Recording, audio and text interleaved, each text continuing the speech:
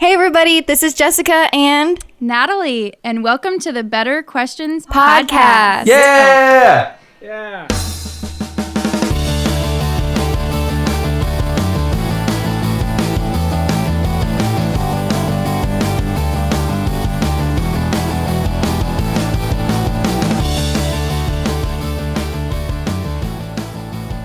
Today is International Women's Day, so Dan and I have our wives here on the show hosting with us.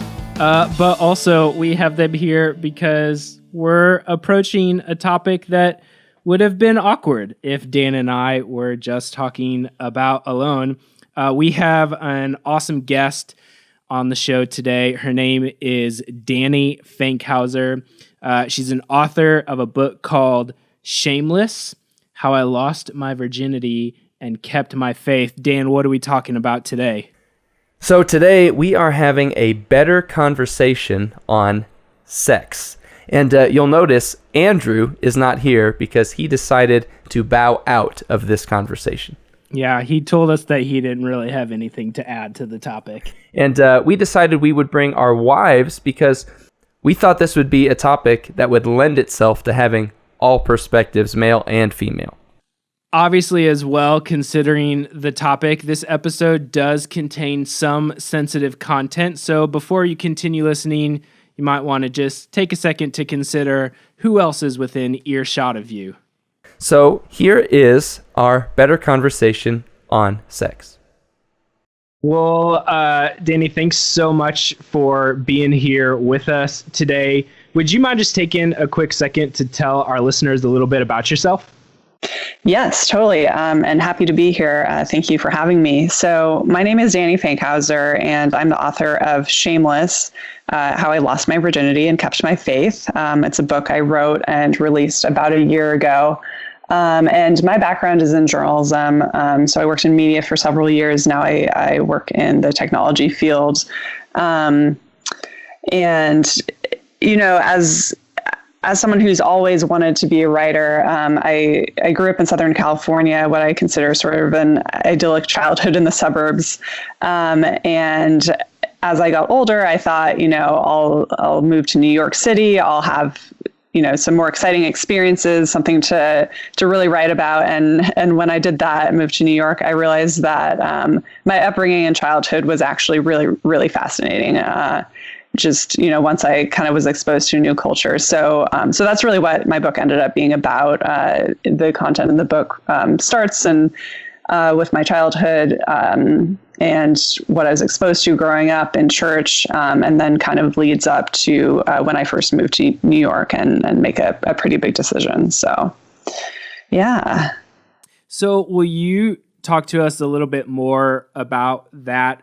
I grew up in the church. I'm curious your experience growing up in there. What was the message that you were taught in regards to sex?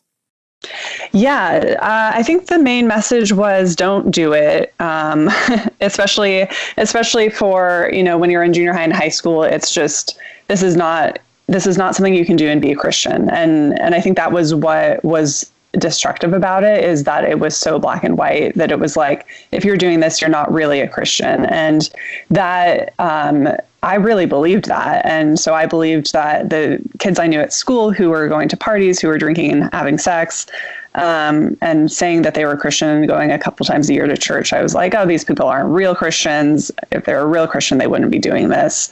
And so it was very black and white. But I think in addition to that, I grew up in kind of, I guess, the generation that read I Kissed Dating Goodbye. And I think the additional message was that it's not just intercourse that you should avoid. It's kind of everything.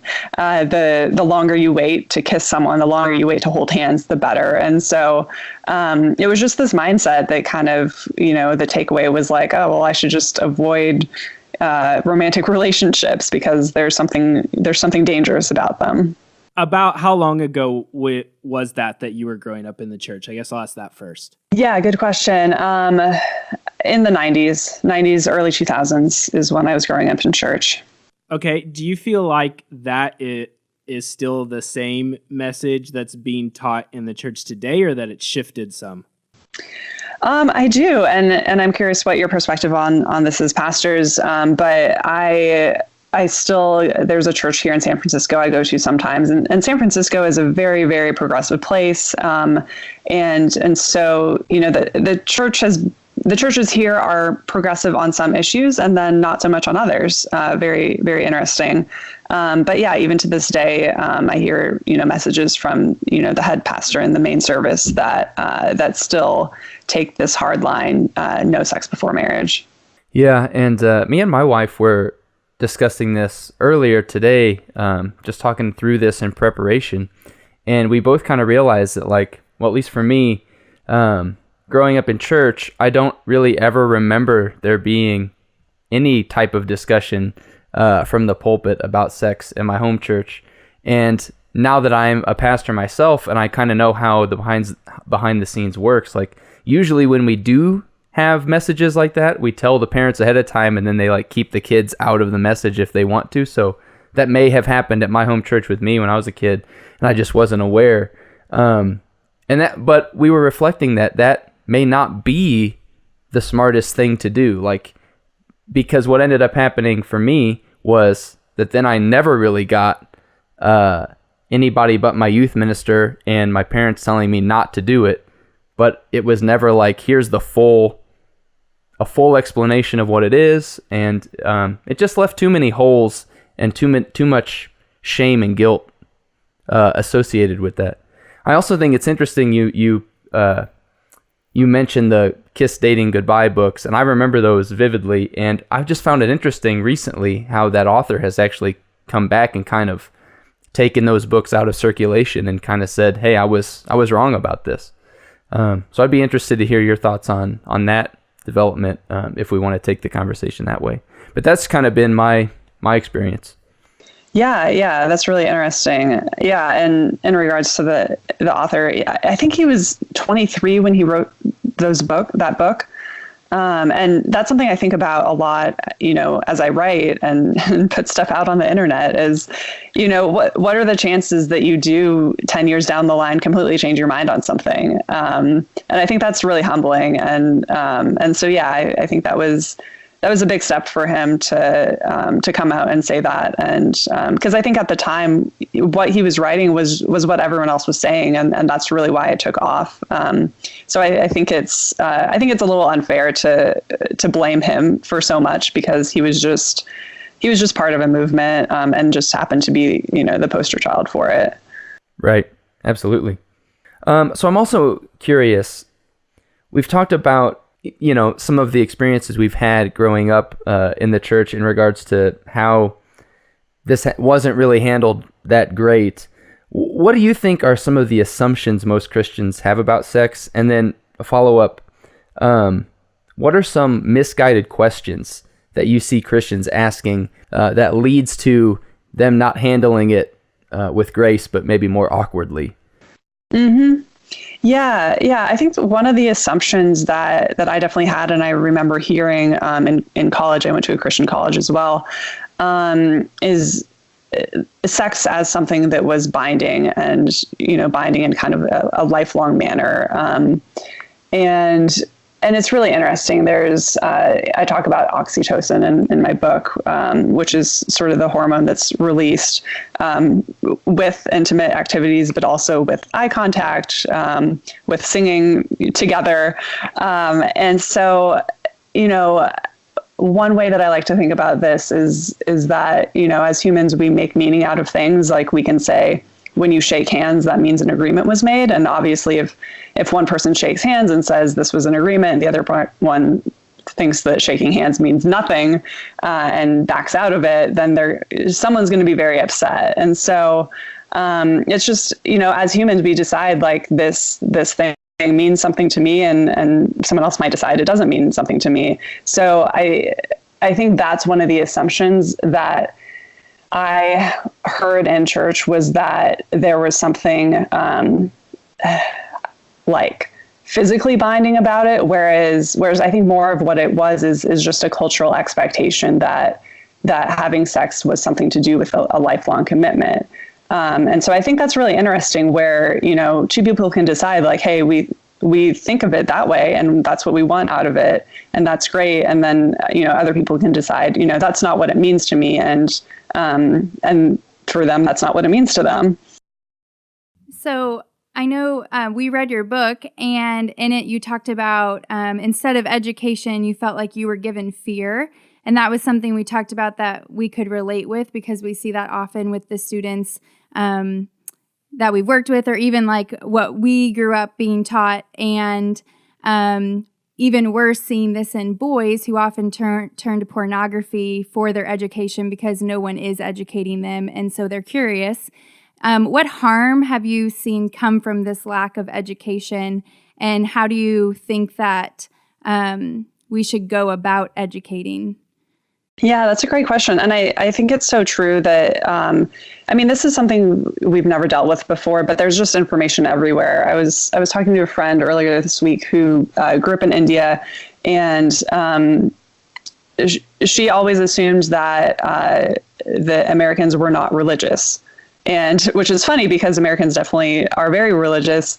But it was because she was exposed to TV shows and movies. And, the TV shows and movies coming out of the US are definitely don't talk about religion very much. So I think it's so interesting that information that we're exposed to influences our reality. And so it's so true that, if you're not provided with education, you're going to get it somewhere else, and it's going to be very confusing.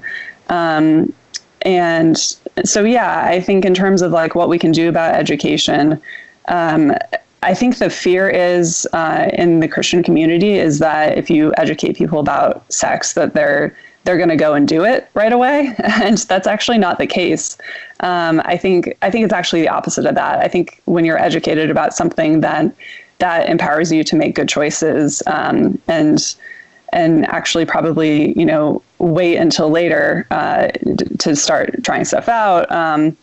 Whereas if you don't know anything about it, I think that's where you get into situations, whether you're a boy or girl, where you don't really know what's happening, and so you're more likely to do something that maybe you're not comfortable with because you feel out of place. Yeah, I thought that was a really strong point as I was looking at my own upbringing, because for me, so much of what I learned about sex beyond the message I was just getting from the church, like you said, which was don't do it, was either coming from other kids my age at school or from media depictions that I was seeing. And then as I've entered into a married relationship, I've had to unlearn a lot of things because of that. And so I guess my question is, what should that conversation look like from a church aspect? Because I'm a youth pastor, so I work with junior high and high school students, and sometimes I feel like this shouldn't be my job to do this education, but maybe it should. I don't know. What are your thoughts on that?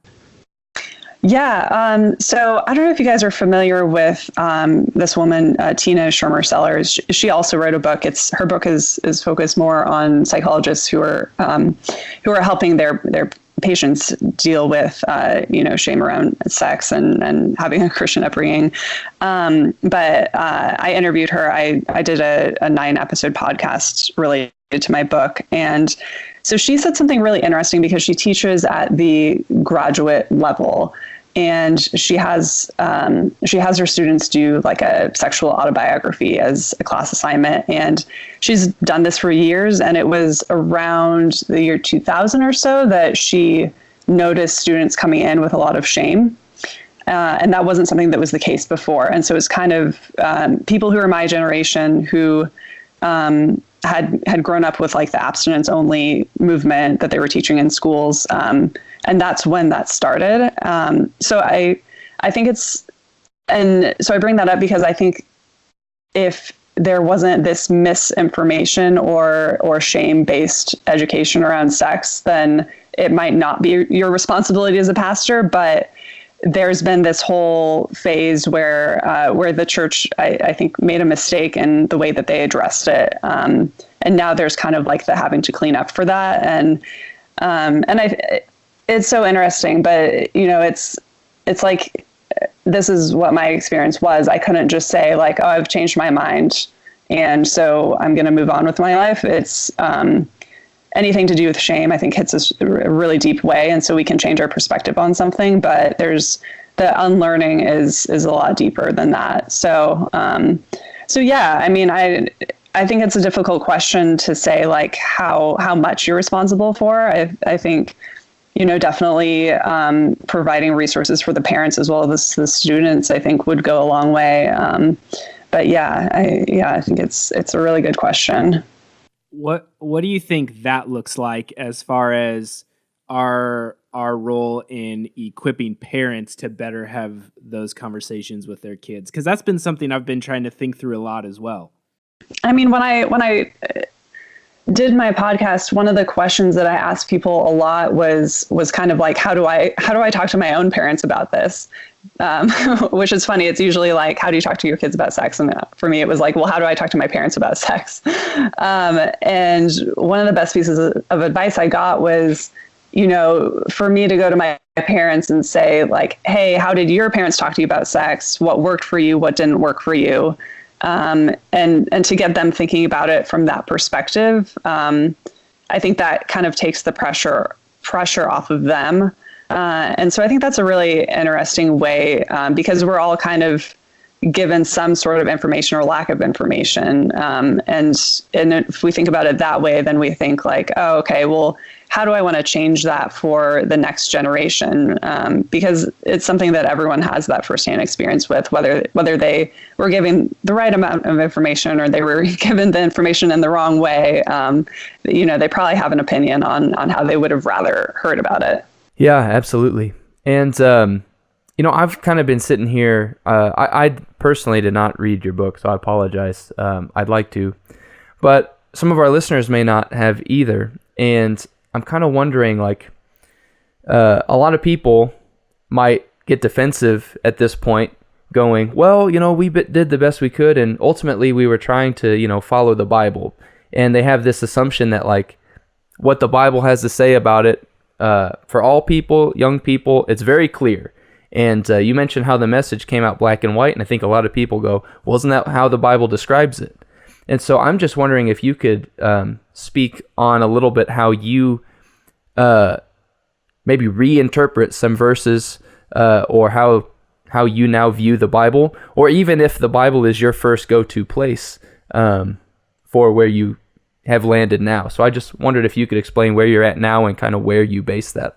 Yeah. And I think my journey was, I grew up evangelical and then went to a college that was Nazarene, which is still somewhat evangelical. But through that process, I met a lot of people who had different Christian backgrounds than I did. And going into college, I really had no idea that all Christians didn't believe the same things. And so that opened up my eyes to a lot. I mean, growing up, I was a 7-day creationist, and a lot of people in my college were not and did not believe in creation at all, and they were still Christians. And so that really opened things up for me in terms of just looking at the Bible a different way, and understanding that that there's the core message of it, and then there's a lot of details and a lot of things that have changed over the years. And like I said, you know, different Christians believing different things. I think there's some humility in that is really healthy. And for people who take a different stance than me on it, you know, a lot of my friends do. And it's with me publishing the book, it's been great to have that conversation with them, because I think for me, there was a lot of fear that like my more conservative Christian friends would not want to be friends with me anymore because I disagreed with them on something. But it's been really wonderful to see that that they're not those kinds of Christians, that they're, you know, willing to still, you know, respect me and be in a relationship with me, even though, you know, we disagree on something that for some people is very important. Well, that's really good to hear. I think that's one of the goals of our podcast, because so often that's not the experience people have in disagreement. So you're very fortunate. this topic is mostly talked about from two polar opposites. Either it's always bad or it's just always good. How can we approach this topic in a more balanced way? Yeah, and I totally see what you mean. I think that's what my experience growing up was that, seeing it as black and white, and then seeing like pop culture doing the other extreme. And then what I found as I had a lot of friends who were not Christians and who were in, maybe a committed relationship where they were having sex, but they weren't married. And so I just ended up being exposed to a lot of versions that were not one of those extremes. For example, I was anti-gay for a long time. And then when I was in grad school, I had a classmate who was gay, who was in a long distance relationship. And I was kind of like, oh, I thought that like being gay was like very like physical and promiscuous. And, you're in a long distance relationship. It seems to be about the personal relationship and not about the physical act of sex. And so that really opened my eyes to see things differently. To get back to your question, I think conversations like this are exactly what we should do. Just talking about it more, because I think the more we talk about it, the more we find that most of us are not at one of those extremes. Most of us are somewhere in the middle, or, have stories of that represent something in the middle. So we just did a high school night where we talked about shame, and working with students, we hear shame most associated with sex. And so I'm wondering if you know why you think this is. I think especially in Christianity, historically, there's that thought that the body is weak and evil. I think sexual desire drives you to do things that maybe, like, I think love and sexual desire kind of challenge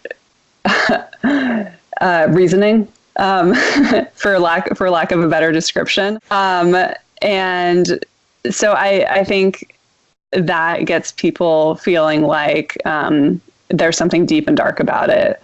And it's fascinating. So yeah, I don't know that I have a good answer for it, but I definitely think it's been part of the human experience for a very long time. I found it interesting earlier when you talked about how people in your generation especially are carrying so much shame, and you're not super far removed from our generation either. I think I've noticed that a ton. People my age and a little bit older than me that grew up in the church have a lot of shame associated with sex. Even I hear people talk about how once they have entered into a married relationship and it became, according to their teaching, like now no longer off limits, they still really struggled in their sexual relationships because they still carried that shame. And I've been trying to figure out why this one thing is so much different, because there were also a lot of other things growing up that I was told in the church not to do and to stay away from. But I've never felt like those have carried as much shame as this topic. And I wonder, do you think that has anything to do some with, especially when you're a teenager and you're starting to experience a lot of these feelings and desires for the first time? I feel like no one ever told me that those are like good and healthy and normal to have. Do you think that also is where some of the shame comes from? Definitely. And I think it's, I think part of it is how the, Christian culture has treated it, but part of it is really just culture at large and just the human experience. I don't know if you guys have seen this show, Pen 15. It's on Hulu. But there's an episode, it's about two girls who are best friends, and they're in junior high. And there's, and also before I describe the next part, I should say the two actresses are the creators of the show, and they're 30 and they're playing 13-year-olds in the show, which is fascinating. But so there's an episode that's about masturbation, and so one of the girls is, she kind of gets to that point where she starts experimenting, but she's fascinated by it, but she's also like terrified that someone's going to find out, and is extremely shameful about it. And so yeah, I mean, I think that's really fascinating, because I think outside of Christian culture at large, there is a lot of shame surrounding sexual desire, and it just seems to be just part of our human experience.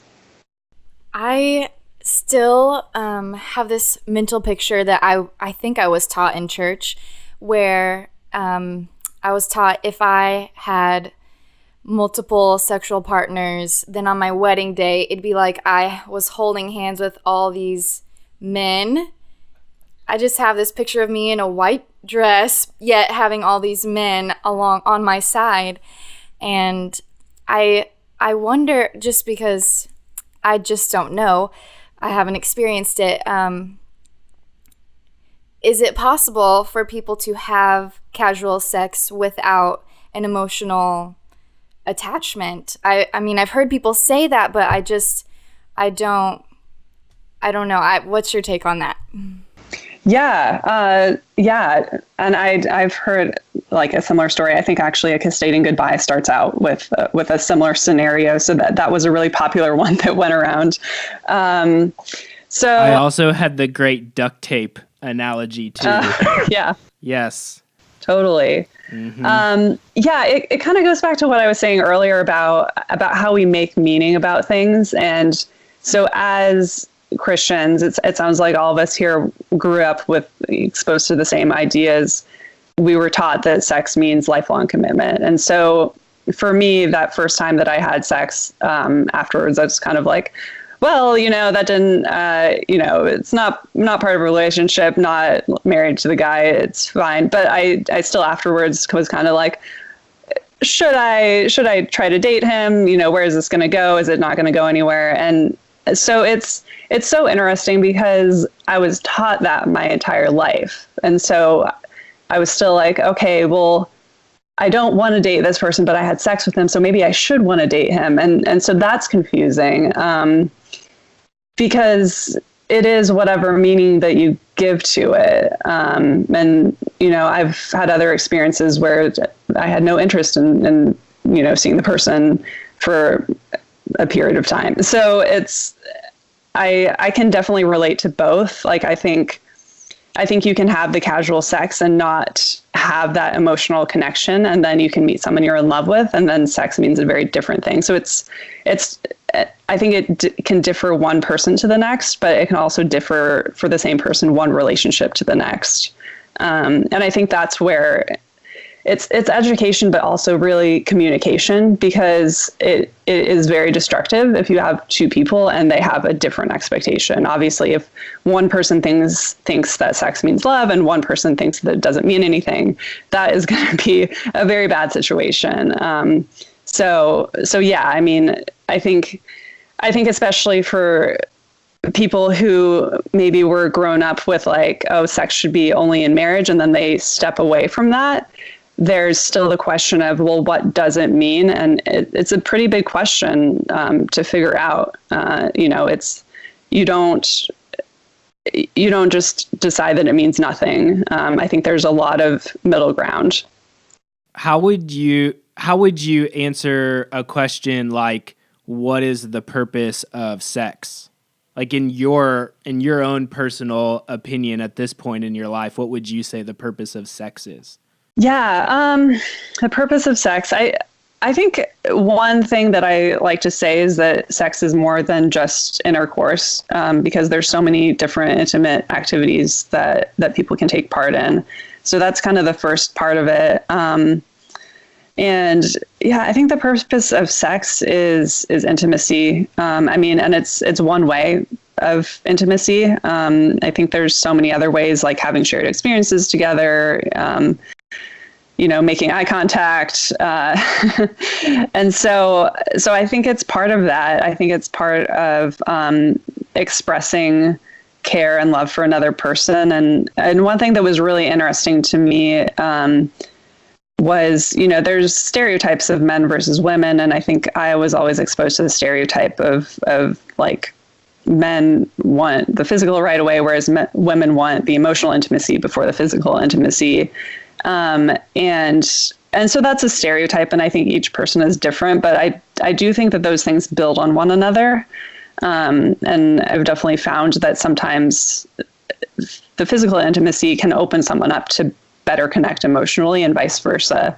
And so I think that's something important to think about when you decide how intimacy plays a part in a relationship.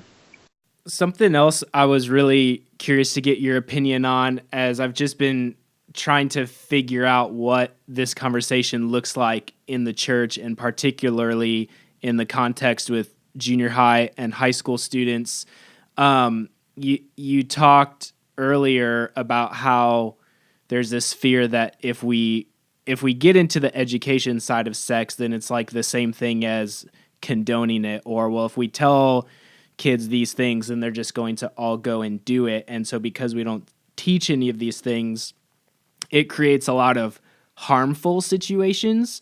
And I think the one I'm seeing most prevalent right now, especially with the Me Too movement stories, is conversations around consent. Like, I never once was taught anything about consent in the church or any other location, really. That's something I've just learned in the last couple years of my life, what that actually means and looks like, and ways that it's abused.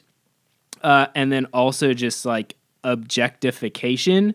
I see that a ton, especially in some of our male students that we work with, of viewing women as an object for my pleasure. And I'm just curious, when it comes to these situations we're seeing all the time, how do we approach that side of the conversation with sex in the church? Yeah, that's a really big question.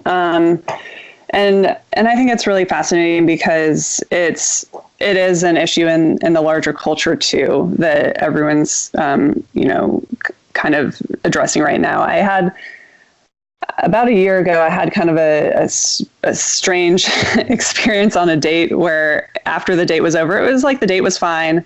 I was saying goodnight to the guy. I was kind of 50-50 on whether I really wanted to see him again. And so went to give him a hug. And then I was I think he wants to kiss me. And so then I was whatever, I'll just kiss him. And then, so we kiss, and then he's like, oh, I like it when the woman initiates. And so then I go home and I'm like, what is he talking about? Because I thought that he initiated that. And once I had thought it through, I realized that what I had noticed is that that I looked at him and his eyes were looking towards my lips. And so then I took that as a cue that he wants to kiss me. And then maybe I actually did initiate it. And so I tell that story because it is so complicated. In that moment, I didn't think about what I wanted. I thought about what I thought he wanted.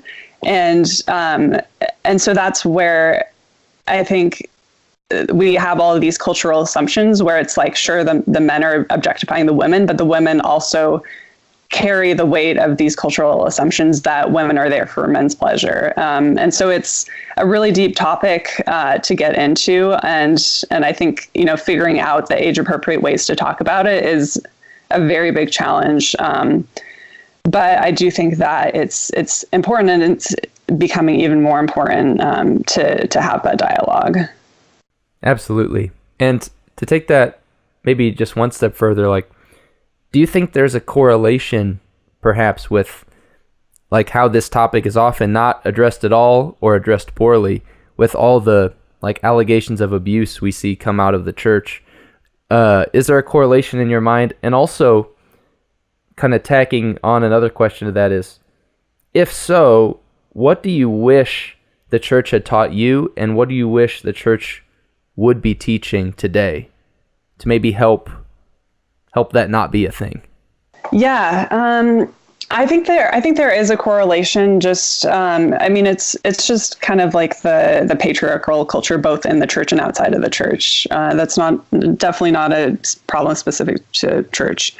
That I think for the people who are in power, they their bias is to protect people like them. And so you've got men at the top who are in power who want to protect other men. And so, when women cite some sort of abuse that happens, they end up being the one who gets silenced. And so I think that is a really deep problem. And I think in terms of, what can be done or what can be talked about, I don't know. I mean, I think just like, the concept of worthiness, I think is really core to Christianity. And I think when you truly believe that you're worthy of love and respect, I think you're better able to speak up when it's not happening. And so I think that's one way to address it in kind of a positive way, is just getting back to that core, and teaching people that they are worthy of respect, and that means not doing things that they're not comfortable with, and not putting up with situations where they're not comfortable. Yeah, I really like that. I like that a lot. It reminded me of how Brené Brown talks about the antidote of shame is empathy, and I feel like that's another, along with telling people how worthy they are, how God truly sees them as sons and daughters, is kind of a form of, like, it's not truly empathy, but it's similar. It's kind of like turning it and showing them, like, no, you're valuable, you're a human being, you're worthy of respect, and I see you, I see your pain. How do you think, as the church, we can best come alongside people to help them heal when they're carrying deep-seated shame? And especially because I see it from two different sources. Some are carrying it because of the church, but others are carrying it just because, when you're a teenage girl, or even not a teenage girl, and you have sex with a guy and they, like, immediately after just completely disappear, like, that, no matter what you've been taught, it's probably hard to not feel shame and a complete lack of worth in that moment. Like, how do we begin to help people heal from the shame that they experience with sex? Yeah. So, I mean, at its core, I think we define guilt as I've done something wrong, and shame as there's something wrong with me. And so I think it goes back to that idea of worthiness. Like, if someone rejects you in a romantic relationship, it's kind of like, oh, is my hair the wrong color, or is it because I'm, like, too tall or something like that? Like, I think that's so natural and so human to be like, oh, if I had just been better, he would still want to date me. And so, yeah, I think it goes back to that idea of like, sometimes people are just bad people, or they don't want to date you, or whatever. And it's not you. You are wonderful and perfect exactly the way that you are. So I think that message is really important. And I think the other side of it is, when the shame comes from the church, I think it's important to take that stance where you're open-minded and you do emphasize that it's okay if some of us have different opinions on these things, and you're still welcome here, as a whole person. And, being open to having discussions like this, I think that really goes a long way in giving people that space to ask questions. Another thing that I think I talk about this in my book is, like, just defining who God is, because I always believed God is love. But then when it came to, like, sex outside of marriage, it was like, oh, well, God's really mad about this one thing. He's not okay with it. And so I think getting back to that, and, like, the mental picture I had was, like, you're this little kid who, like, trips and scrapes your knee? Is God like, oh, you shouldn't have done that? Or is God going to sit down with you and comfort you and give you a Band-Aid? Like, I think it's the second one. And so yeah, I think sometimes in relationships, romantic relationships, we make really bad decisions. Like, we sleep with someone that we should not be sleeping with, maybe more than once. And so then it's like, okay, well, as a church, like, are you going to be like, oh, you shouldn't have done that, that's why you're sad? Or are you going to be like, yeah, that really sucks. It's very like normal for you to feel hurt, and we're going to comfort you. So this is kind of going back, and I even feel a little bit uncomfortable to ask you this, which just kind of plays in more to the point. But when you were talking about the show that you were watching and one of the characters was masturbating, something that normally isn't talked about in the church, or probably by many parents, at least not by my parents, is just self-exploration, and just kind of wanting to know your thoughts of, obviously, do you think that this is harmful, that this is not really talked about, and how do we approach that conversation? And I'm also kind of curious, since I read your book, of like, if that would have been talked about in your family or in your church, how do you think that might have changed your experience? Yeah, and thank you for asking that. So I do talk about this a bit in the book, because my experience was that the church did talk about masturbation. It told boys not to masturbate, and then didn't tell anything to women about that. For women, it was just like, don't have sex. So I actually didn't discover until much later in life that women actually could masturbate, that was a thing that was physically possible. And so for me, that was extremely problematic, because it was just something that I didn't know about my own body. And I would almost say it's borderline abusive. I don't know if you guys are familiar with FGM, female genital mutilation. It's something done in parts of Africa and parts of different religions, where there's a couple different ways it happens, but in one way, it's when girls are a young age, maybe like 7 years old, their clitoris is actually removed by someone who's kind of not a doctor, and so I think, like, for me, not being told that the female body was capable of pleasure was in some sense similar. And it builds that narrative that the woman's body is there to please the man, versus being its own autonomous person. So I think that is, for me as a woman, I think that was the most destructive part of not talking about that, was the way that framed things in a narrative for me. But I do think, like, the upside of talking about it in a way that, I think our culture at large, and, in the show as well, it kind of builds this, that there is something shameful about, having pleasure by yourself. It's presented as like, oh, well, like, you don't have a partner, so this is like a shameful thing. And that's just really not the case. I think if people are able to talk about that and not have shame around it, I think probably you'll see people make more responsible choices romantically, just because they're more familiar with their own bodies and, kind of have more ownership around it. Do you think that lack of talking about it at all, or only talking about it in the negative, also creates this idea from a young age that your body is bad? Yeah. Yeah. Short answer. Definitely.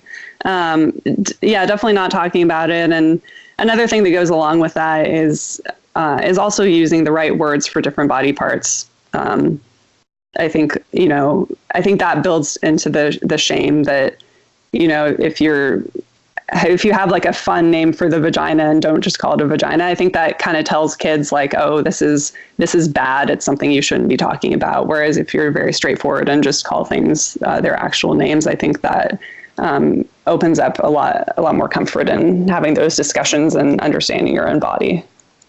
Absolutely. The name of our show is the Better Questions Podcast. And I'm just curious to have your opinion on, when you think of this topic, you think about sex, you think about how the church has talked about it, think about where it is now. I'm just wondering if you can think of, off the top of your head, what questions should we be asking as Christians, as human beings? What questions should we be asking that will be better, that will lead to greater discussion, that will lead to greater education, greater understanding, and also that could potentially lead to unity between two different, camps of people that interpret the Bible differently? What questions should we be asking? Yeah, and I think, when I think about this issue of sex before marriage, I think the better question is really, what is the purpose of being a Christian? And it's because it's so much bigger than just this one thing. And that's really what changed my mind on the topic. Was I felt like when I thought about purity, it was like, okay, how do I get through life and never get hurt in a romantic relationship? Like if I just follow the sex rule, if I just don't have sex before marriage, then God's going to provide the perfect husband, and then we're going to have like a really great sex life, and we're always going to be happy. And so I think there was a lot of disillusionment there, where I kind of felt like that wasn't what Christianity was about. That wasn't God's great plan for my life. And so the way that I look at it now is, I can have a romantic relationship that might end and one person might get hurt. And that doesn't mean that it was a bad relationship for me to have. That actually might mean there was a lot of personal growth for both of us. And sometimes, you have a relationship where someone does something hurtful, and then that actually deepens the relationship because you're able to resolve it and forgive the other person. And so when I think about, what does it mean to be a Christian, I think my question is, are we trying to avoid all pain, or are we trying to experience and to give love? And yeah. For sure. Man, I'm really thankful for this conversation, for having you. And I don't know if anybody else has anything, but I just thought we could start to wrap up. I just was sitting here going like, man, what could be another question? And I really just realized, like, I'd love for you to have an opportunity. We've talked about a lot of things already, but if there's anything else that you just want to say to our listeners surrounding this topic that we haven't asked about yet, I just wanted to give you an opportunity to really just speak to them and to say anything else you haven't been able to yet. Yeah, thank you. Yeah, and thank you so much for having me. This has been a fascinating conversation. And I think the fact that you guys are including it in your podcast is really wonderful, just because, it's starting to be a conversation, but I think there's a long way to go in talking about it. So I think that's really great. I don't know that there's anything else I would add. Yeah, I think for anyone listening, everything we've talked about today there's just a lot of good questions. And so I think, if you found this conversation interesting, there's a lot more to look into. I have a website for my book, shamelessthebook.com, with a blog. And so there is a blog post that I think it's like 10 books that deal with purity culture. So if you are looking for more resources, I would point you in that direction. And is there anywhere else where our listeners can go to find more stuff that you've done? Yes, definitely. So shamelessthebook.com will have everything. There's a podcast I did, True Love, No Shame, interviewed a bunch of really fascinating people on that. And then I did just make a Instagram account for my book. So that's also Instagram. Shameless the Book is the username. So you can follow me there for more information about the book. Right now it's on Kindle and print, and audiobook coming soon. I recorded it, and I'm hoping, so Audible has very high audio quality standards. So I'm hoping it makes it through this time. If not, I'll have to go back and edit it some more. Well, thanks so much for being with us today. It was really great to have you. Yeah, thank you guys. This was a lot of fun.